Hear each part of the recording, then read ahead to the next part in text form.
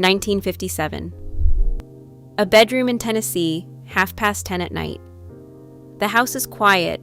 A woman in a cotton nightgown unscrews the lid of a glass jar at the vanity. The click of glass on glass, the scent of roses and cold cream filling the room. She is 43 years old. People will guess 35 for the rest of her life. 8 bedtime rituals that kept an entire generation of American women looking a decade younger. Everyone cost pennies. Everyone worked. Everyone has been erased from memory. Number 8. The cotton glove treatment. Every night, women coated their hands in heavy cream and slept in white cotton gloves. The gloves held the moisture against the skin until morning. Jergens lotion in the pink bottle, 39 cents in 1954. Or Heinz honey and almond cream in the amber glass bottle with the black cap. A thick layer rubbed into every knuckle between the fingers deep into the cuticles. Then white cotton gloves from the notions counter at J.J. Newberry's, 10 cents a pair. The soft pressure of clean cotton holding everything against the skin all night long. The faint smell of almond and honey on the pillowcase at dawn. By morning, hands that had scrubbed laundry on a washboard, hands that had peeled potatoes and wrung out mops and hung wet sheets on the line for 6 people. Those hands felt like they belonged to a woman who had never worked a day in her life. Her hands did more labor by noon than most of us do in a week. The gloves were not vanity. They were the one concession she made to softness in a life that did not offer much of it. The gloves took care of the hands, but the face had its own ritual, and it started with a jar that sat on nearly every vanity in America. Number 7. The Pond's Cold Cream Nightly Cleanse. Every single night, women massaged a thick layer of Pond's cold cream into their face and neck. Then they tissued it off. It was cleanser, moisturizer, and anti-aging treatment in one glass jar. Pond's cold cream in the green-lidded jar, 49 cents at the Rexall drugstore. The texture was cool and dense, heavier than any modern moisturizer, almost like soft butter, scooped out with 2 fingers, massaged in slow upward circles across the forehead, over the cheeks, along the jawline, and down the throat. The faint smell of roses, then a Kleenex tissue pressed gently to the face, lifted away with a full map of the day on it.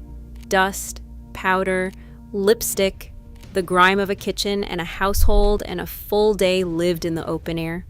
Sometimes she applied a second coat, left it on overnight. The skin was never stripped, never tight, never dry. A 52-year-old woman with skin that still had give.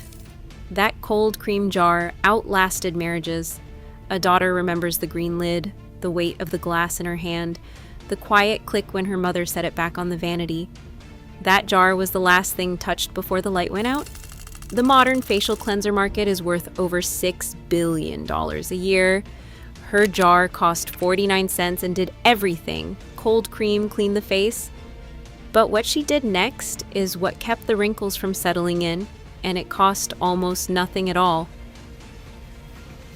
Number 6. The Vaseline Eye and Lip Barrier. After the cold cream, a thin layer of Vaseline petroleum jelly went around the eyes and on the lips. Every night, left on until morning, Vaseline in the small blue-capped jar. A fingertip's worth, not a glob. Dabbed gently along the orbital bone. Pressed softly into the fine lines at the outer corners of the eyes. A thin coat smoothed across the lips. The petroleum created an occlusive seal, a barrier that held moisture against the skin all night long. The delicate skin around her eyes stayed soft and pliant for decades. In 2022, a practice called slugging went viral on social media. Millions of young women filming themselves coating their faces in Vaseline before bed, as though they had just invented something. Their grandmothers had been doing it every single night since the Truman administration. The jar cost 15 cents. The routine took 30 seconds. She never called it a skincare technique. She called it putting her face on for the night. Number 5. The rose water and glycerin toner. Women mixed rose water with glycerin and patted it onto the face and neck after cleansing. Many drugstores sold the mixture pre-made behind the pharmacy counter, a small glass bottle, sometimes from the druggist, sometimes mixed by hand at home. Rose water at 20 cents a bottle, glycerin at 15 cents.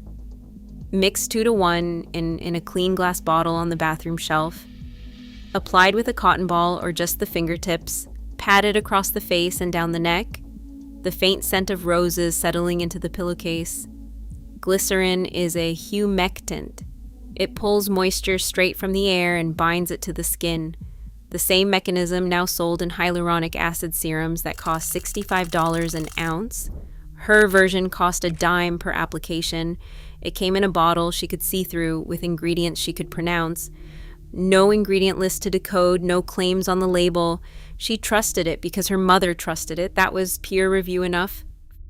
5 rituals in and notice what is missing. No electrical outlet, no instruction manual, no expiration date stamped on the side. Every one of these rituals was mixed, applied, and understood without professional intervention. The woman was the expert. Her mirror was the laboratory. Her hands were the only tools she needed. That was not a limitation, that was authority. But there was a ritual that targeted the one feature every woman knew aged her the fastest. And most women today have never even heard of it. Number 4, castor oil on the lashes and brows. Every night before bed, women dabbed a small amount of castor oil onto their eyelashes and eyebrows. It kept them thick, dark, and full for decades. A small brown bottle of castor oil from the pharmacy shelf, 30 cents. Applied with the tip of the little finger or sometimes an old cleaned mascara brush. A thin coat worked along the upper lash line, root to tip, then a light stroke across each brow. The oil was thick, slightly sticky, with a faint, nutty smell that faded by morning. Castor oil is rich in ricinoleic acid, a fatty acid known for its deep moisturizing properties.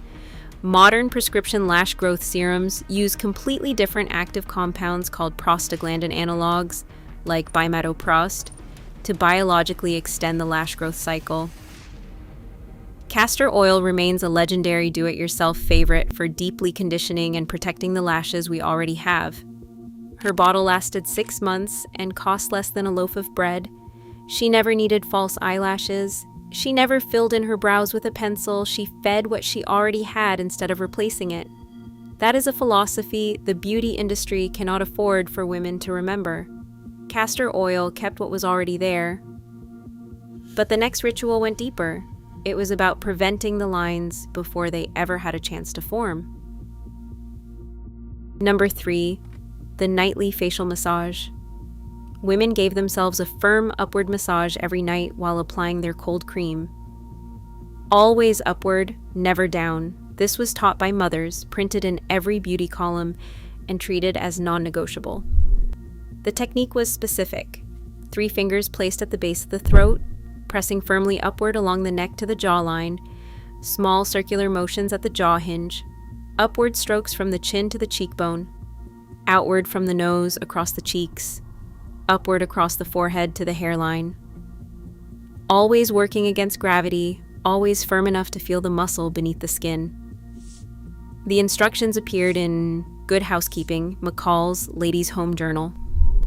The same directions printed decade after decade because they never stopped working. The quiet sound of cream against skin in a bedroom after the children were finally asleep. 3 minutes every single night, the face stayed lifted, the jawline stayed defined, long past the age when gravity should have won. Today, the global facial massage device market is worth over $10 billion. Jade rollers, gua sha stones, microcurrent machines that cost $300. She used the same 10 fingers she used for everything else. They worked better than any of it. Number 2, the egg white tightening mask. Once or twice a week before bed, women separated a raw egg. They beat the white until frothy and painted it across the face and neck. They let it dry tight. Then they rinsed it off with cool water. 1 egg from the icebox. The white separated into a teacup with a fork. beaten until foamy, spread across the face with the fingertips, forehead, cheeks, chin, down the neck to the collarbone. Then she sat still. 15 minutes. The albumin dried into a thin, taut film. She could feel her skin tighten. The fine lines pulled flat. The pores shrank, rinsed off with cool water, never warm, or the protein would cook right against the skin. The face afterward was firm, smooth, almost poreless. The egg cost 3 cents in 1952.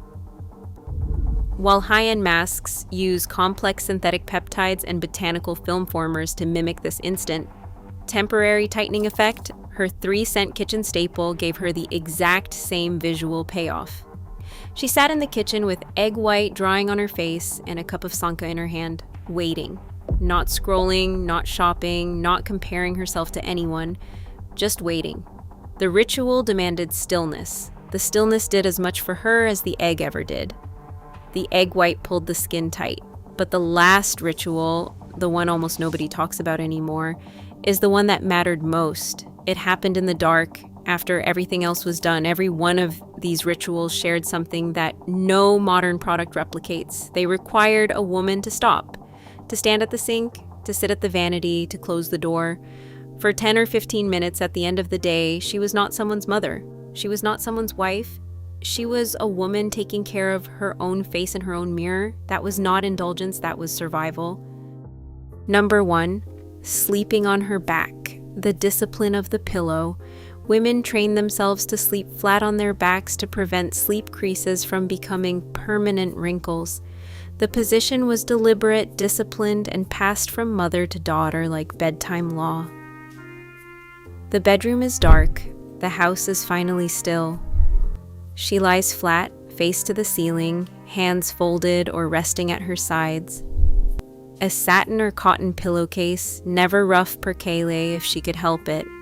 A small bolster tucked under the curve of her neck. She trained herself not to turn, night after night, year after year. The skin on her chest never creased. The lines that come from pressing a face sideways into a pillow for 40 years never arrived. Dermatologists now have a name for them. They call them sleep wrinkles. Companies sell silicone chest pads and copper-infused pillowcases to fix them. She fixed them with discipline and a flat pillow, nothing more. This was the final act of the day, after the cold cream, after the gloves, after the Vaseline and the rose water and the massage. She lay flat in the dark and chose one more time to take care of herself. No product in her hand, no mirror in front of her, just a woman alone in a quiet house deciding she was worth the effort. The light was already off, nobody was watching. She did it anyway.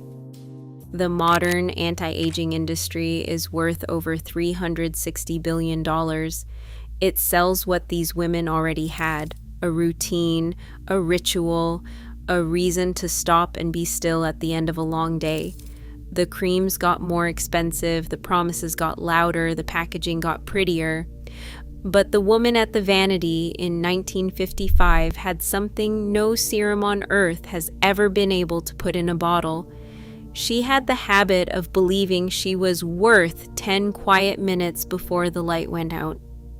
And if you want more forgotten wisdom from the generations who came before us, the next video is waiting for you right now.